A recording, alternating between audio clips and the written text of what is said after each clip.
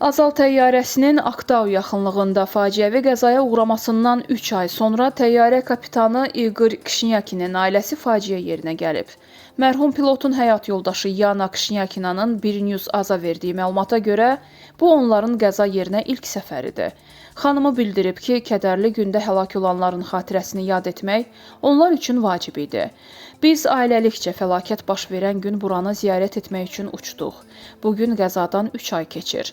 Xatırladaq ki, Azala məxsus Bakı-Qrozno aviareysini həyata keçirən sərnişin təyyarəsi dekabrın 25-də Qazaxıstanın Aktau şəhər yaxınlığında qəzaya uğrayıb. Təyyarənin göyərtəsindəki 67 nəfərdən 38-i həlak olub, 29-u sağ qalıb.